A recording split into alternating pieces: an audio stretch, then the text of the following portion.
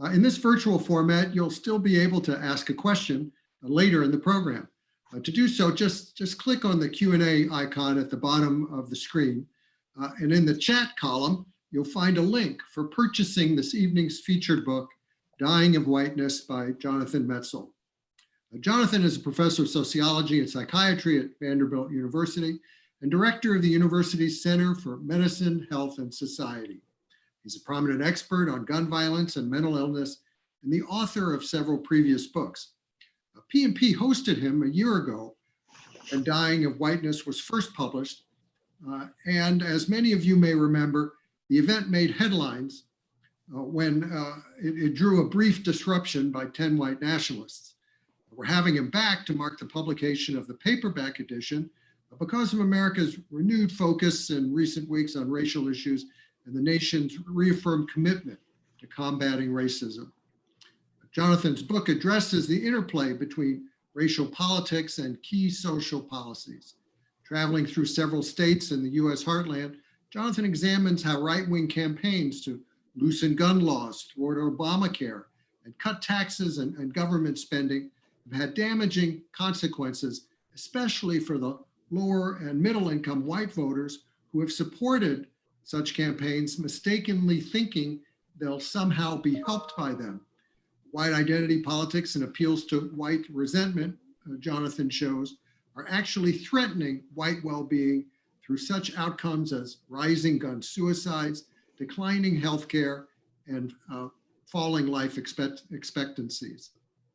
At a time now of heightened racial tension, Jonathan's very thoughtful, engaging, and well-researched book is a reminder that political pitches based on white victimhood and grievance are only likely to backfire, while the best way forward is to pursue strategies centered around traditional American values of diversity, generosity, and coalition building.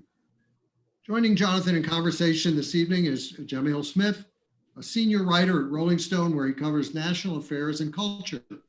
Throughout his career as a journalist and Emmy Award-winning television producer, Jamil has been drawn to the intersection of politics and identity. So Jonathan and Jamil, the screen is yours. Thank you very much, Brad. Really appreciate the introduction, and welcome to everyone watching. Jonathan and I have known each other for a very long time, and through my television career, going on into my journalism career as a writer, and I'm very pleased to join him here today. Thank you, Jonathan, for joining us, and welcome. Thanks so much. It's really, really great to be here. And as you say, we've been friends for a very long time, so it's great to be having this conversation with you. So Jonathan, first, I just wanted to leap right into it. The title, Dying of Whiteness. In this country, whiteness has not been all that fatal compared to certainly Blackness and other being, of other colors. Why dying of whiteness? Why is that particularly fatal, I guess you could say? And why is this a topic that you wanted to confront? Well, I, as much as I want to answer that in terms of the pandemic, I think maybe first I'll answer it in terms of where that notion came from for me. And really, it was I was doing a project in Tennessee with some colleagues of mine around the beginning of the Affordable Care Act. This was a time when the Affordable Care Act was just being debated in a state like Tennessee that had tremendous need for just lots of really sick people, basically, lots of people who didn't have health insurance, and there was a lot of need to get health care. And we did these focus groups around the state, and we talked to a lot of Black men in groups, white men, Latinx men, and there were these really interesting issues. We would meet these people, and for the most part, like probably half the people were like, yeah, give us the Affordable Care Act because, man, I need to see a doctor. I haven't seen a doctor in a long time, or it's going to help me pay for my medications. But there was this kind of undertone of white men that we would speak to who really needed medical attention, but refused to join the Affordable Care Act or support it because they felt like the program was going toward undeserving immigrants or minorities. It was a kind of zero-sum thinking that was, you can read about it in a theory way, but when you see it in the real world, it's shockingly powerful. And I think the vignette that comes to mind when I talk about it is a guy who was in his probably mid 40s, who was really sick from very bad hepatitis C, very bad liver disease. And this guy really needed to see a doctor. And I was interviewing him and I said, hey, there's this thing called the Affordable Care Act. This is in 2012, kind of coming down the pike. It could help you pay for your medication, maybe get a liver transplant. And this guy said, man, I know it could help me, but as he said it, there's no way I'm signing up for a program that would benefit, as he said it, Mexicans and welfare queens. So this idea that basically immigrants or minorities were going to come, they were going to game the system. And, other people told me they're going to have too many kids and blah, blah, blah, this kind of thing. And this idea basically was so profound. And that really became the jumping off point of the book, right? Because think about that moment, right? On one hand, here's a guy who's dying of liver failure, right? And in fact, many of the people we interviewed did pass away over the 3 years of the interviews from untreated medical conditions. But on the other hand, this man's notion of what it meant to be white, I might not have anything, but I'm going to keep my place in the social hierarchy, and I'll be damned if I'm going to invest in a program that's going to maybe benefit somebody else. In a way, this idea of being white literally was killing him. And so that became the kind of jumping off point of the book, to go around to different places and look at places across America, and really particularly across red state America, where the idea of what it meant to be white was something that was so powerful that white Americans were literally dying for it, as opposed to joining programs like the Affordable Care Act that might help them and might help everybody. So in a way, it was this American construction, this zero-sum construction of whiteness that people imagined their place in, that really became the jumping off point for the book. That's something I delve a lot into with my journalism is the evolving and expanding, really, definition of whiteness. I mean, people forget that this is not something that has been, set in stone, really, since the beginning of time. People, especially since the beginning of America, whiteness has consistently, as a word and as an idea, grown to include and expand different ethnicities, different populations, and certainly, different groups based upon, even economic situations. And I think, where we see it becoming politically advantageous for particularly Republicans to, I guess, advocate this notion of whiteness, this idea, is when they may be selling an agenda that is disadvantageous to those people, from a literal standpoint. And they need something else to bring them into the voting booths. I think that's exactly right. The power of this script, right? And I think I agree, of course, as always, with everything you say. But in this case, the first part of your sentence, right, is true, that there are many ways to be white in America right now.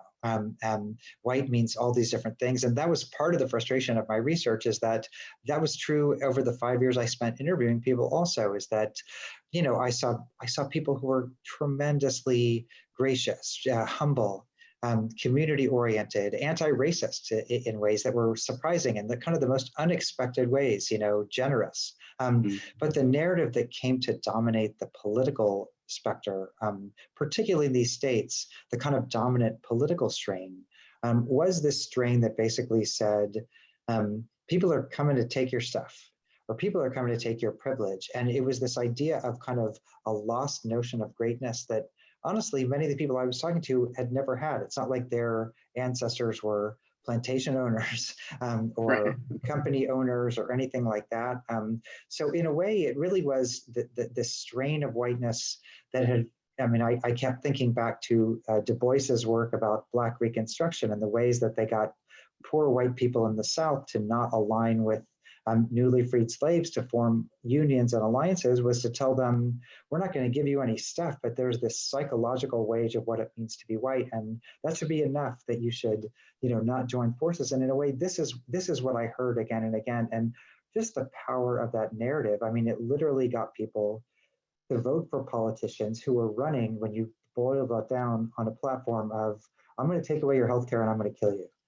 It was dressed up in all this racism and all these other things, and it was a distraction. But really, the power of that narrative, and the power of that narrative, and I'm not saying this in an empathic way, among white people who were quite vulnerable, right? They didn't have much. They were, there was a lot of addiction and despair and other kinds of things. And so when people hear somebody's going to take away this one thing that you still have, i.e. your whiteness, just the power of that narrative led to these, we're seeing it across the whole country right now, but these positions that were just so blatantly racist, but also so suicidal, like this kind of suicidal notion of whiteness that was going to bring down everybody along with it. And that's, I think, what we're all fighting back against right now. Yeah, I think that hits on something that's really, really important, I think, to drive upon, is that, racism itself, is not ultimately beneficial to the racist, which may be a surprise to them. I mean, I think, we have to understand the idea of like Reconstruction, as you alluded to with Du Bois. There is an example of folks not wanting, newly freed enslaved people to enjoy essentially the bounty that is, the promise of the American project. And what is the promise of the American project? Well, the promise of the American project is, in fact, the promise of white privilege. And the American colonies freed themselves from Britain in part to protect the franchise of the ability, franchise of slavery, the ability to hold people in bondage. And so when that's gone, what is there left? And what is there left but the ability to hold on to that whiteness? and then when does Americanness become equivalent to whiteness? And that's, to me, I think that's something I think you confront really interesting, in a fascinating way throughout your book from a medical standpoint. Yeah. And I just want to have you speak to that a little bit. Well, there's the historical part, right? And I do think about that Reconstruction period so much, and that beautiful book. I mean, really, because it's such a mournful book, that Du Bois book, because it's basically like, we just killed 1 million people over this idiotic idea that one race is better than another. And now we have a chance to like rebuild, right? And here's this moment right after the Civil War where we could rebuild, and the South for a minute there got it right. And until this script came in and just ripped everything apart. But there was a moment after the Civil War where people really were saying, okay, enough of this, let's work together. And then all of these interests came in, just like they are doing now, and said, rally against this. We're going to use these racial narratives. And I just always imagined that this was one of the turning points in America. In other words, what if Black Reconstruction really had been allowed to happen? Think about what a better country we would have right now. And it's just one of the million times where people working together and everybody having access to that dream, as you say, really makes for a better, more vibrant country, and certainly a country that's better able to handle something like a pandemic, a complex threat also. And I think the other part of what's inherent in that question is the work that is done to not get people to work together. In other words, after Reconstruction, when people really did start saying, hey, let's build a barn together, that capitalism couldn't stand that, right? Particularly white capitalism. And so it did all this work. And I think about that also in the present moment too, because think about like even the stuff I look at. If poor white people in red states started saying, well, yeah, I'm a Trump supporter, that's who I am, but in exchange for my support, I want you to pay for some healthcare for me. I want you to build me a pretty good school. I want roads and bridges. In a way, that would be that would be the collapse of GOP capitalism, right? Because then they couldn't pay for tax cuts for wealthy people and corporations. And so, in a way, all of this work is being done to racially split and separate people and make it feel like compromise is impossible.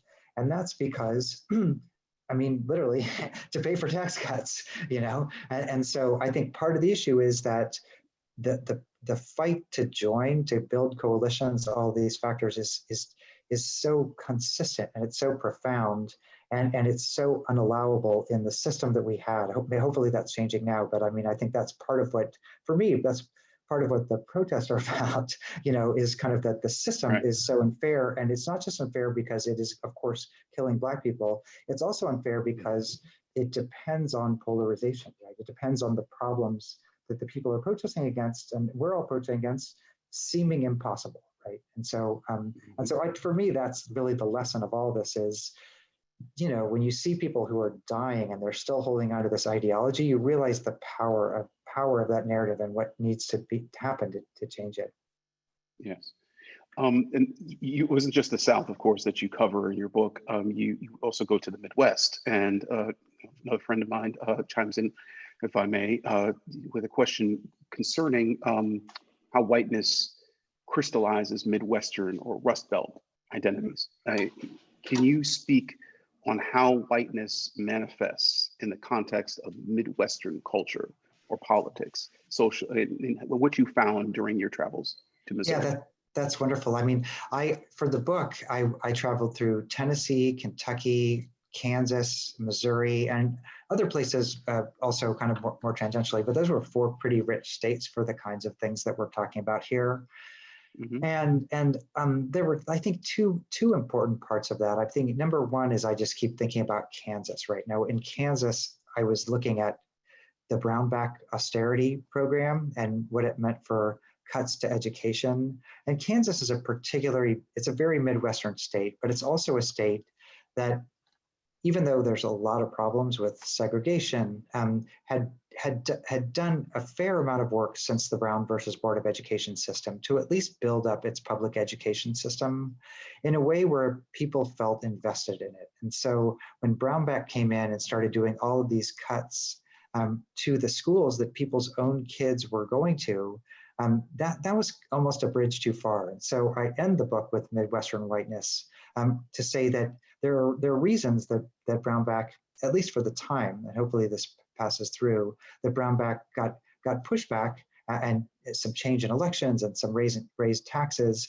because there was, at least in some areas, a history of collaboration, a history of cooperation, a history of people working together, where they were able to push back. And so I think that Midwesterners were to be honest, not as burdened in this one particular area. Now, schools, of course, are also a different topic than guns, than ACA, other things, but we're seeing this now. I mean, there's a fantastic election happening right now in Kansas, where the fate of Medicaid expansion is trying to tap into some of these same networks. And so I feel that. I mean, you have Cleveland pride and I have Kansas City pride. And my Kansas City pride really was seeing in Kansas City, among all the crap of segregation, there were also a lot of instances of people working together in a place like Kansas City, where I grew up, politically and socially. And another reason I wrote the book was that Midwestern notion of at least the framework of some collaboration, that's what got ruptured by the Tea Party, by the Freedom Caucus, by this idea, again, that we need to arm ourselves against each other, and this idea that our racial problems are impossible. And so I have hope for the Midwest that we're going to solve that somehow, but we'll see what happens in this coming election. Yeah, indeed. Speaking of the election, I want to address a bit of news that broke earlier today, actually, in how it relates to the themes in your book. I saw in the Washington Post a story about how the Trump campaign had ordered staffers at the center in Tulsa, where he had held his rally last Saturday, to remove stickers that had essentially been placed on seats in order to, ensure social distancing, for people attending the rally, to remove those stickers and to essentially, I guess, remove any signs that social distancing would be encouraged at the event. So it went beyond, having people sign waivers that they couldn't sue the Trump campaign. In fact, they contracted COVID-19 at the event. It went beyond saying, hey, you don't need to wear a mask, that you're assuming that risk. They actually, the center, said, hey, we're going to, make sure that people can be safe. And the Trump campaign essentially, went about creating a false reality for people. What kind of what kind of world are they trying to create in terms of, they're really mostly monochromatic fan base. Yeah, I mean, the levels of irony and all of that are just so painful, right? Certainly Trump, who, as we know, is a germaphobe, has layers and layers and layers around him of protection. I can guarantee you that he is terrified of the virus, and probably has multiple layers of testing and everything like that. And there are articles coming out about that now. So number one, it's fake, right? It's totally fake, because Trump and his people are themselves protecting themselves, much like in this racial capitalism that I'm talking about. The people at the top protect themselves, but the kind of hoi polloi down there in the pit, who you're saying you're speaking for, they're the people who whose lives are made expendable, and also they choose to become expendable. But there's this idea basically that this performativity, this particular performativity of whiteness, is particularly kind of anti-expertise, anti-government, anti-public health, and in a way that once you get into that machine, I mean, think about it. Like 4 months ago, who cared about a mask? Like, yeah, give me a mask, no big deal. But the minute that is the issue, this polarizing machine, this kind of powerizing machine, it keeps churning out this narrative where nothing is neutral. Everything has to go into this racial script.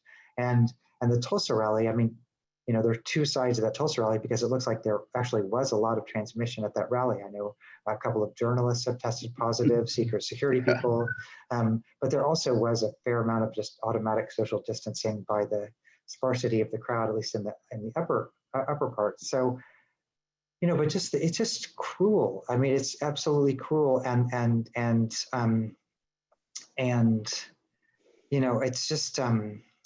It just really boggles the mind. I mean, I was reading that story before we were on the air, and it was just another example of just the expendability of.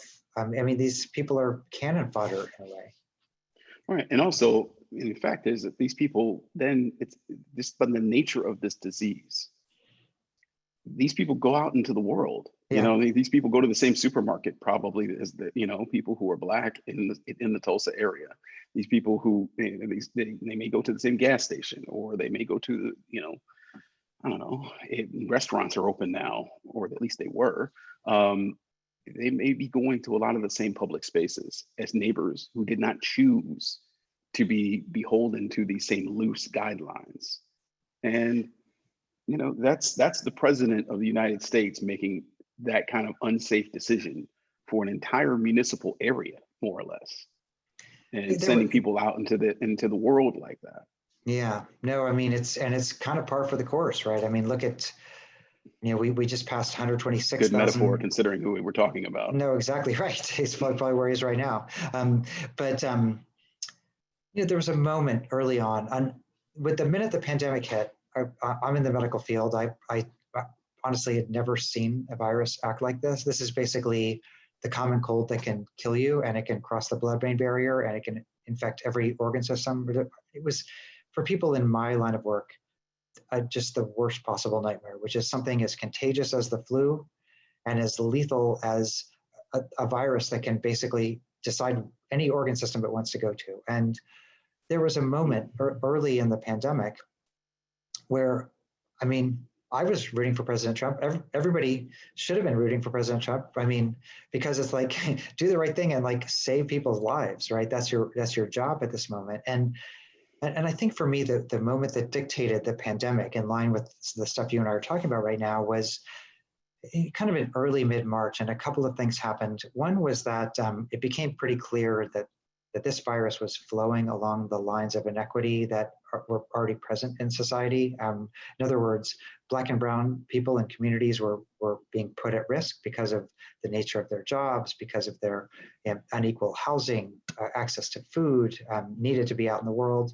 And there was a moment when those inequities became clear, and that was a moment for the President of the United States to really say, we are dying, right? Americans are dying. This is not about, if the social inequities are what's causing this death, then we're going to fix the social inequities, right? This is a moment where we are all united because we're all at equal risk as humans against this virus. And so the fact that he didn't do that at that moment, declare a war on inequity in a way, and I know that's probably beyond what we think about for him, but that was a moment where where leadership was needed, right? When it wasn't just about they are dying, it's, you know, we Americans are dying right now, and that's what other leaders do in times of crisis. So you can think about, I'm thinking about Amartya Sen, the economist, writes about Britain during the Second World War, when, you know, there was a blockade of Britain, Britain was being bombed.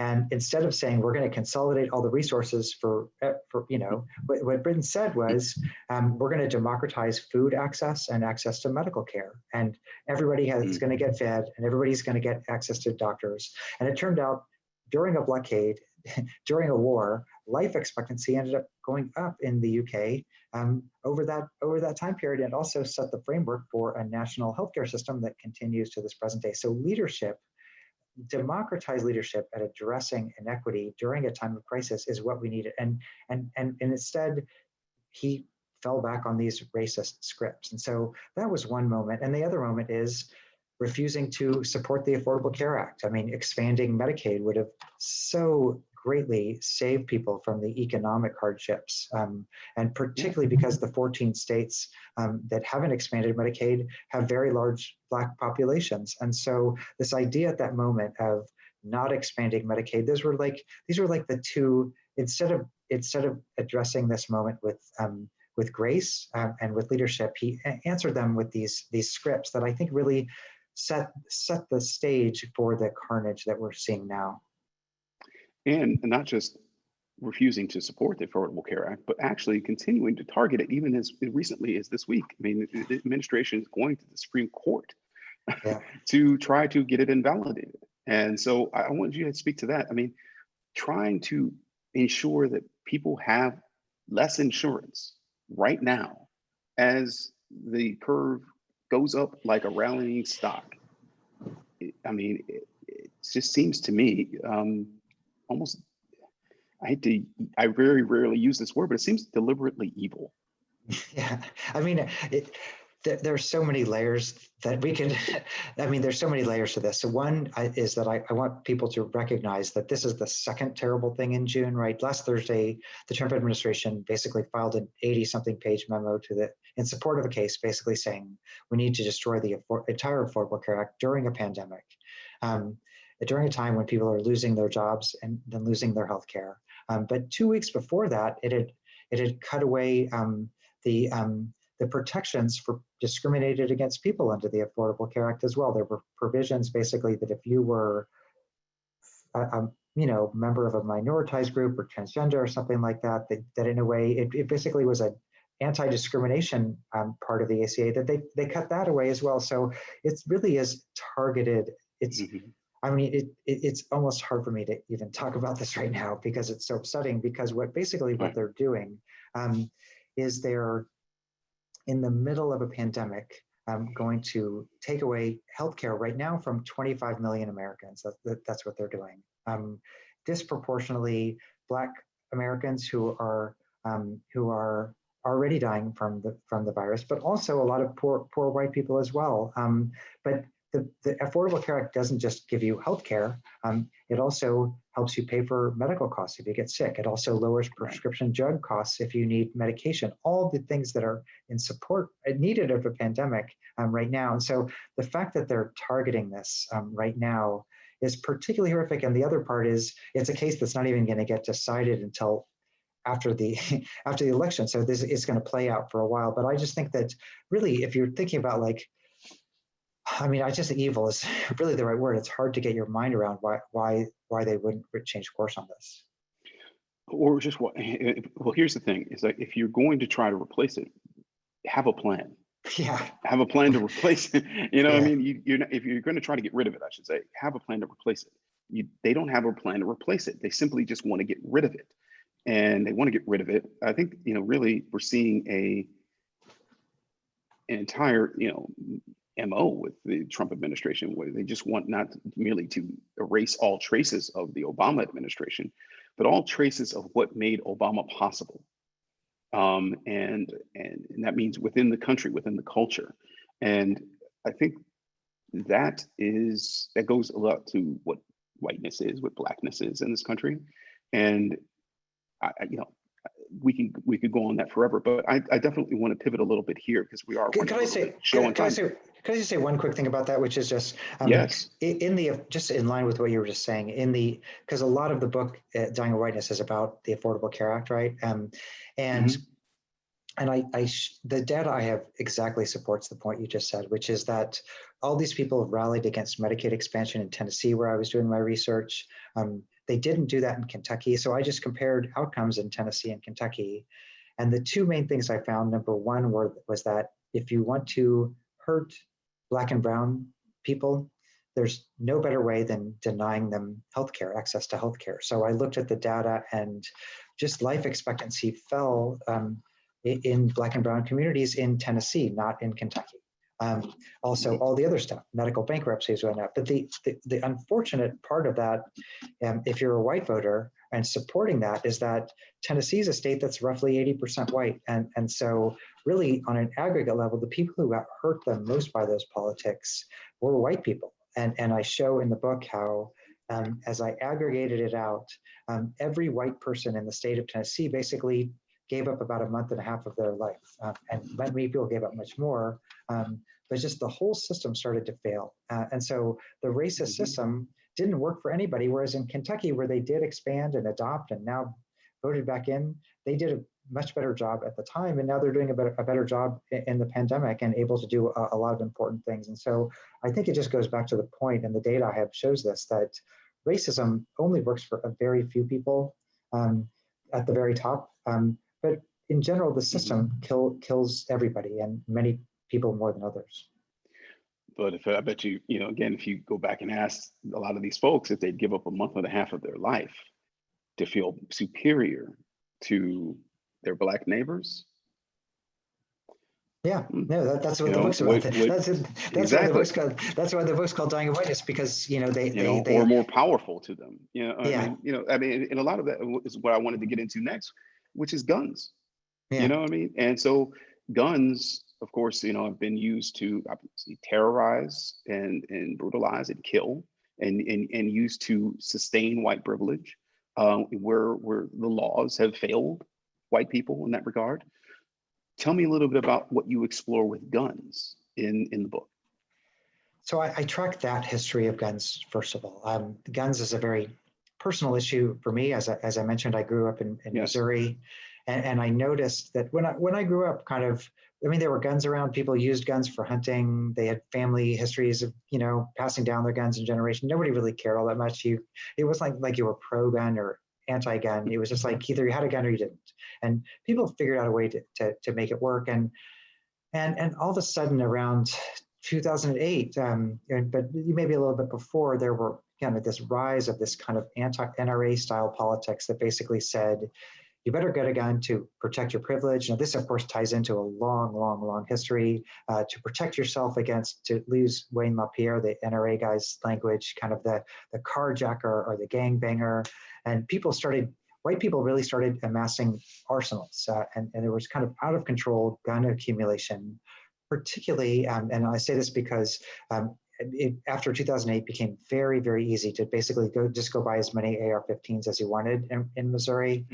And 90% of gun super owners, people who owned 30 or more semi-automatic weapons, were white men. And so white men were accumulating arsenals in Missouri. And it was just this disconnect, because if you looked on Fox News, other places, it was kind of like gangbangers are shooting each other and all this stuff. And I just looked at the data, and that wasn't totally true. I mean, there certainly was a rise in black on black crime as basically anybody could go get a gun in Missouri. Maybe 40 more killings a year, 50 more killings a year. But on the other hand, there was an epidemic that was happening. And that epidemic was white men killing themselves with their own guns in their homes, or accidental shootings in their homes. So in the Missouri section of the book, I go to Missouri and I go to pro-gun white communities, and I just talk to people about guns, what guns mean to them. And I particularly talk to white people who had lost family members, parents who had lost kids to accidental shootings, spouses who had lost their spouse to a gun suicide. And I just talked to them about the kind of this tension between what a gun meant and what a gun did. and certainly they had been the target of so much of that advertising from the NRA, from politicians that had changed attitudes about guns in Missouri.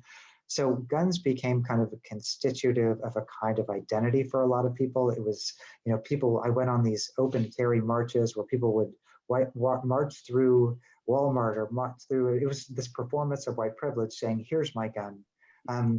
But then a lot of these people also had lost family members. And so I would interview people and I'd say, did this change your attitude about guns? And they said, it made me more pro-gun. It actually made me think that guns are who we are and we need more guns. So there was this tension, right? This identity tension where guns became these particular racialized totems in ways that, again, the NRA has been very, very effective at marketing. And I looked at the advertising and all these kind of things. But in a way, it was kind of this flip side, right? Of, again, here's a performance of whiteness that is literally, again, shortening white lifespans. Right. And performance of whiteness, certainly that other races, other groups could not possibly entertain without different consequences, let's just say. Well, and there's a history of that too, right? Going back to Robert Williams and Malcolm X and other Black Power leaders who tried to get guns, who found out quickly that the Second Amendment did not fly equally. But I would say that the NRA doesn't care about our politics. The NRA is an arms dealer. So right now, the NRA would love for everybody to have a gun. They would love to put guns in every vacuum and stuff like that. So I think part of the issue is also that what's happening with some of the pending gun legislation. I think that the possibility for, again, this politics is another potential catastrophe of whiteness on the horizon is kind of the roles of guns in the pandemic, which has flowed right out of the stories that I was telling. Yeah, that's one of the things I wanted to touch on as we get closer to our Q&A. And please, folks, if you're watching, please send your questions in. I want to ask you, Jonathan, what crises do you see on the horizon as this world changes so rapidly? We are facing a world that, frankly, may not get rid of this coronavirus anytime soon. That is adjusting in ways that we, have not seen, certainly in our lifetimes. And what can we learn from the past? Past pandemics, past crises. And about how whiteness has changed or adapted within those crises about how our role is going to change. Yeah, it's kind of the question of the moment right now, right? Because it feels like the whole country's we're dying of coronavirus and we're dying of whiteness in the country, and part of that is not just about some biological or essential notion of whiteness. It's also that so much we're in echo chambers right now. And so part of the issue for me is that I feel like I learned so much by, obviously I'm a white man going to talk to other white people. But in my research, I found so many different people who were, I had so many, I have to say, remarkable conversations. And I recount that a little bit in the conclusion of the book to say that basically everybody's not telling you to light their pants on fire and here come the Mexicans and all that kind of stuff. There were incredible stories when you're not tweeting at people, that where you learn that actually there is a possibility for at least some kind of conversation. Not that we have to reach out or sympathize, but I just feel like the places where we negotiate complex problems, and of course we're in this moment because of the inability to do so, but think about our regular lives. We go to work and we meet all different kinds of people. We go to the gym, we meet all different kinds of people. We do all these things, and none of those are available to us right now. And so in this moment, we're socially distancing, we're afraid, and we're meeting people on Twitter, right? Which means only, what does it take to get a lot of retweets is the most extreme bombastic position. So part of the issue is that the complex problems we're facing right now, given these racial scripts and overtones, also seem impossible because there's no public square, there's no public forum in a way. And that's why I think the hope of this, before I tell you what I think the threat is, but the hope for me lies in anti-racism actually, and what the protests are about. And the reason I say that is because if you think about what so if we think that racism is many things, but it's also structural, well, anti-racism is structural also, in that in order to fix the inequities that we're seeing right now, that people are protesting about, it means fixing healthcare and making it more equitable, fixing safety, fixing security, fixing the economy so more people have a chance to rise up, fixing jobs, transit, all these things. It turns out the things you do to become structurally racist, they help everybody. They help society, and societies that have more horizontal structures end up doing better. Societies where more people have a chance to access a better life do better. Corporations that have different kinds of people sitting around a table, they're better. They're better at addressing solutions to complex problems.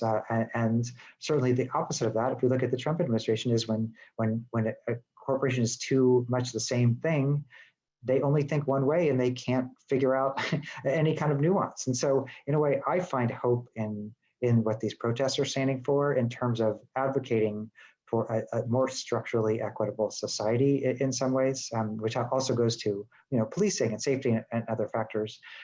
Conversely, the things you and I are talking about right now, the fact that we have so many guns in society, the fact that we're not talking to each other, the fact that our president is trying to upend the Affordable Care Act during a frigging pandemic, all of these things are doing away with the structures, that it's not just about the Affordable Care Act, it's that the Affordable Care Act represents the possibility of a structure that will help many different kinds of people. It represents a compromise in a lot of ways. I know the Affordable Care Act is flawed in a lot of ways, but what Trump's trying to do is kill those structures. And so in a way, that's what we cannot let stand.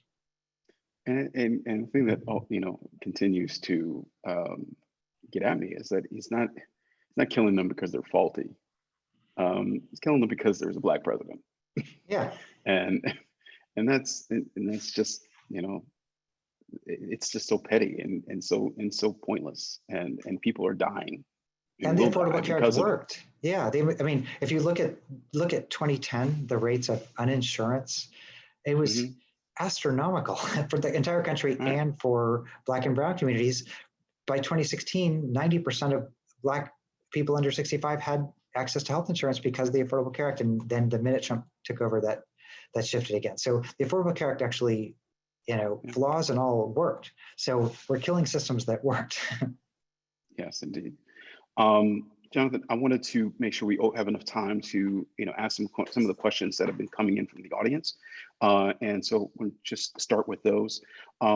You mentioned the concept of race, and one of our panelists, Janine Holt, asks, you seem to accept that concept.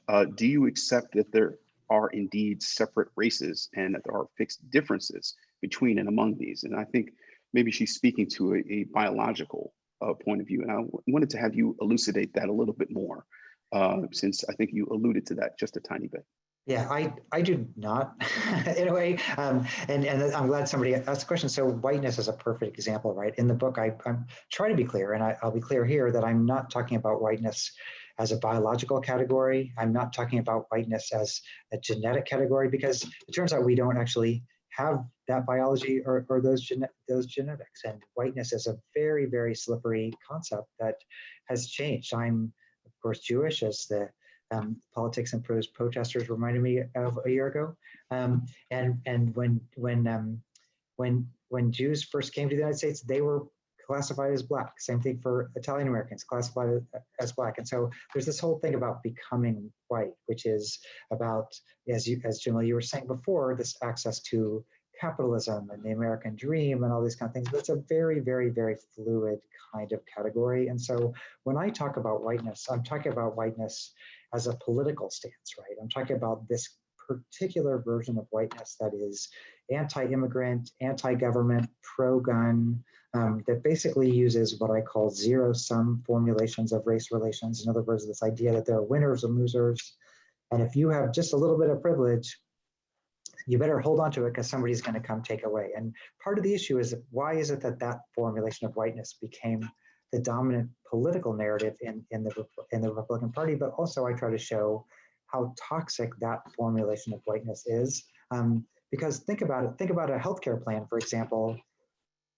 the winners are if you have more people in the healthcare plan, right? You want as many people as possible signed up for your healthcare plan because one guy breaks his finger and it costs $10, and another guy needs a kidney transplant and it costs $100,000.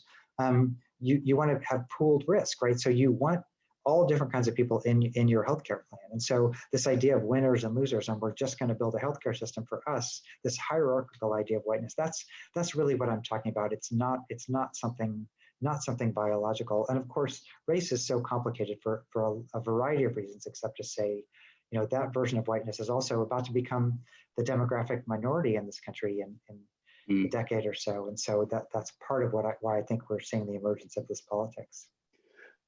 In terms of speaking of politics and whiteness, we've seen the drug problem in this country take a white face, more or less, because of the opioid crisis. And that is something, as one commenter noted, that we have not addressed in this conversation.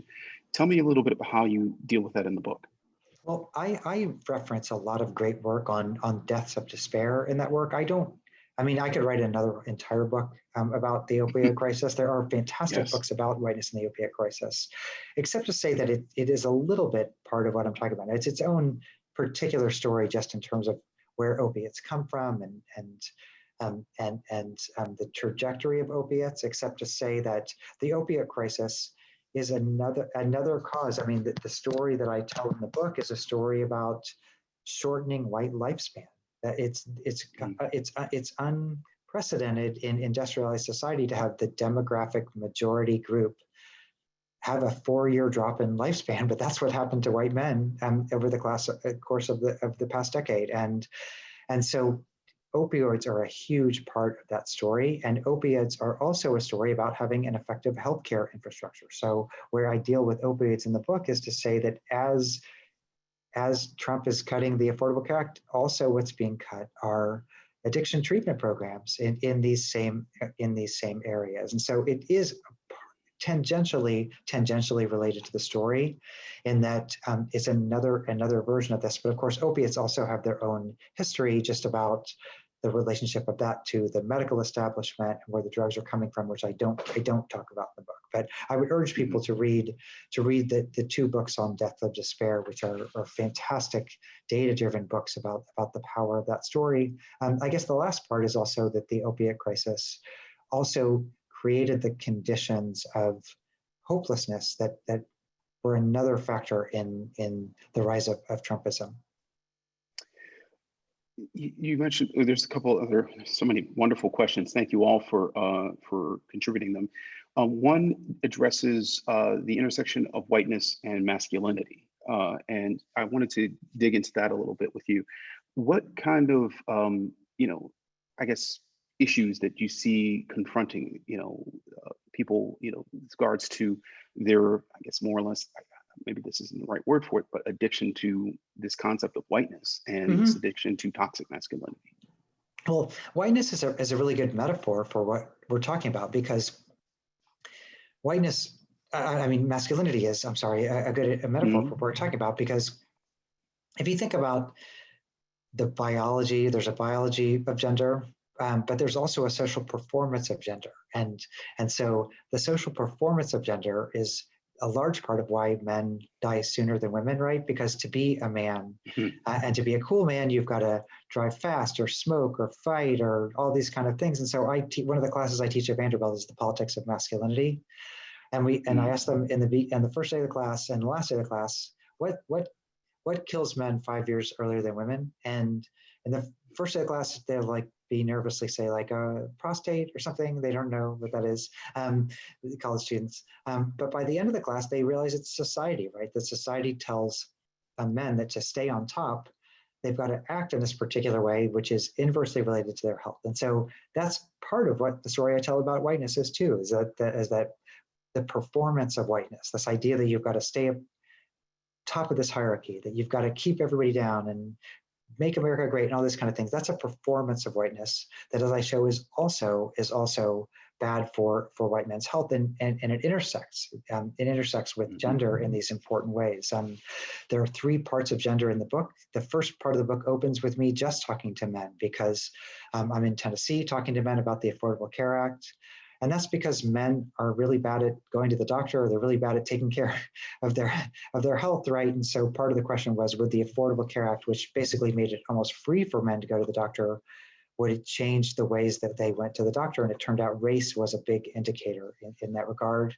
The gun section, I talked to men and women, and some powerful stories from mothers who lost their kids to gun accidents, but were still very powerfully gunned.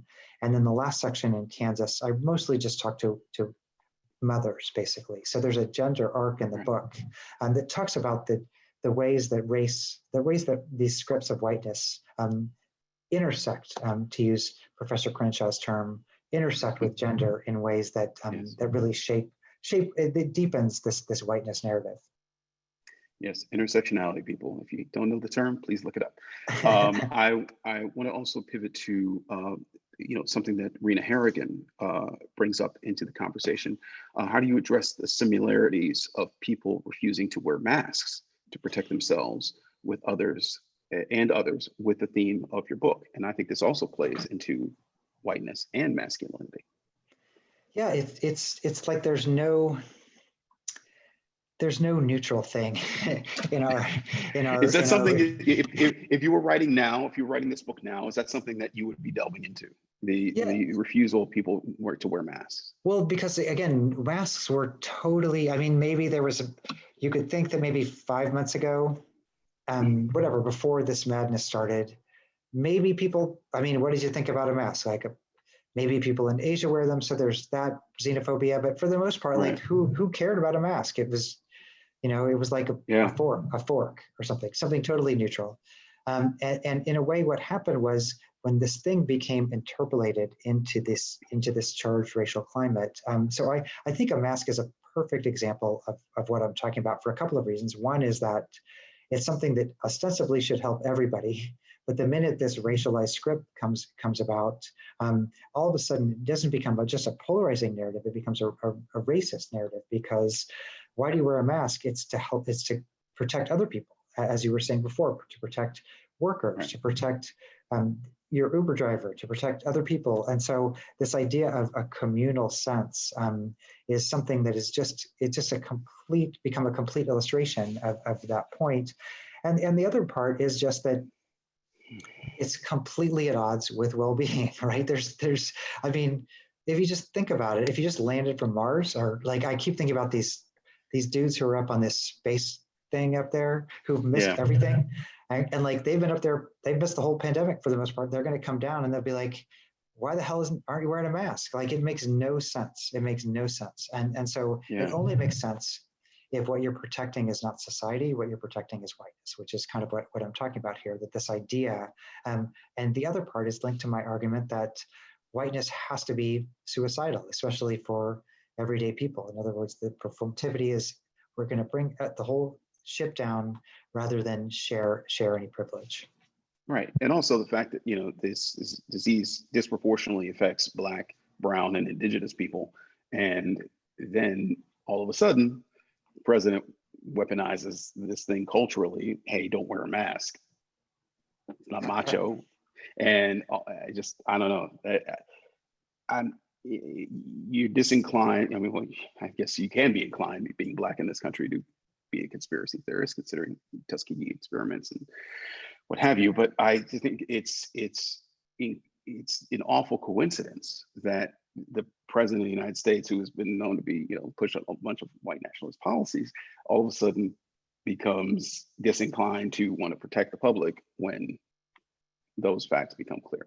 And look what's happening in Texas now. All of a sudden, the minute that narrative begins to change, Governor Abbott is telling everybody to wear a mask, right? So there's a quote in my book that one of my interview subjects told me. She said about the school cuts that she said, we were fine with the fires burning in the fields, but the minute the smoke got in the mansion, we started paying attention. And that was when they started pushing back on brown back. But I think that's possibly what we'll see with masks also.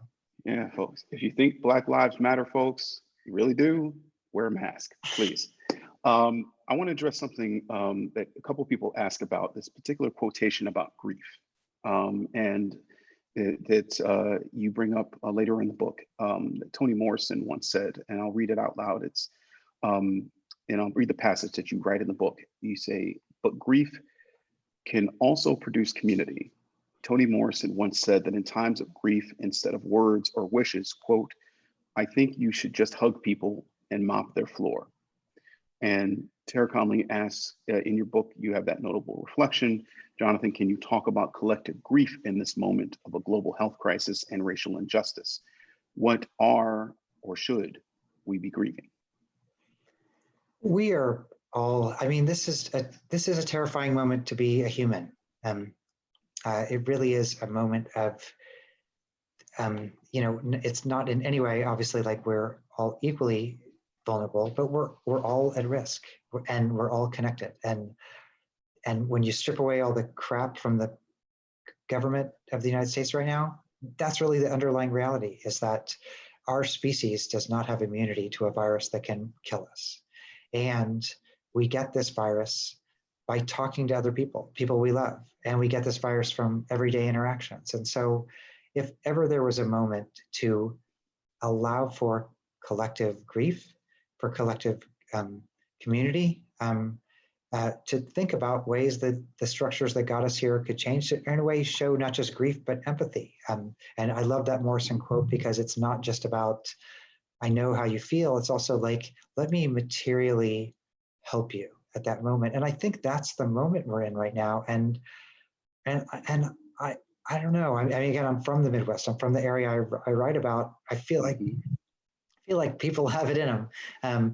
But I think that every time that there's the sense of that, I mean, it's in a way going back to the Du Bois stuff we were talking about before, that every time there's this sense of this possibly happening, this racist narrative comes in, and it's like, blah, blah, blah, blah, blah, Tulsa rally, blah, blah, blah. The minute people start to try to align, and that's why, again, like, look at the coalitions in the protests and what the protests represent. It's Right. it's not the 60s protests. Like, there's all kinds of people out there protesting. And so in a way, that's the power and the hope of this moment, is that people are showing up.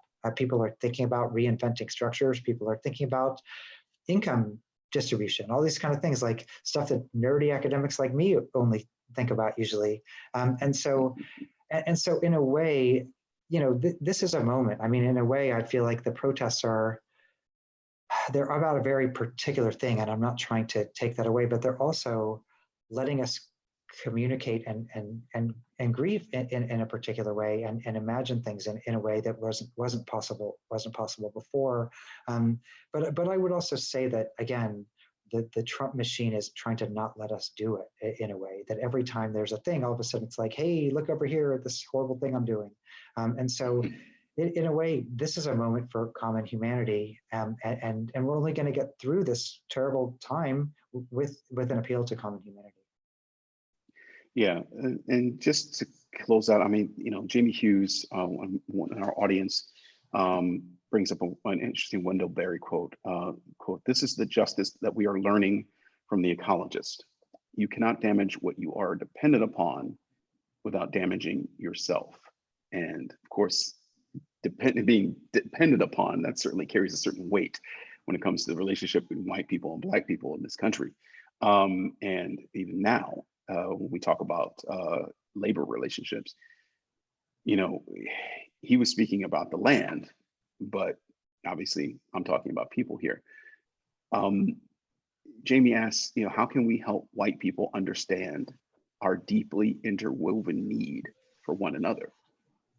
And, you know, I take it into my language. How can, you know, I see white people on the street and I'm encouraged. I see white people understanding the need for anti-racism, and I'm encouraged at a level in which I have never seen before in my life. How do we ensure that this takes? Well, one, I'll just say shortly, is vote. and the reason I say that is because there are different ways to be white in the world and in this country. And President Trump represents one iteration of that. And the protests, you know, as much as it wants to be, you know, Trump would love it to be about looting and all these kind of things. That's not what the story of the protest is. The protest, the story is about coalitions. Yeah. And so we have power in coalitions, and the protests are modeling another way to be white. And I would just say, let's let that bloom and see where our country goes. And I imagine it would be to a better place than we are now. Jonathan Metzl, author of Dying of Whiteness. Thank you very, very much, my friend. It's been really good to talk to you. Jamil, likewise. I mean, it's really, we have the best conversations, and I'm so grateful. Thanks to you both, Jonathan and Jamil, for a very informative and illuminating discussion. Our country still has so much work to do, so much repairing, doesn't it? Again, the title of Jonathan's book is Dying of Whiteness, and you can get a copy or several by clicking on the link that we've posted in the chat column. And thanks again to everyone for tuning in. From all of us here at Politics and Prose, stay well and well read.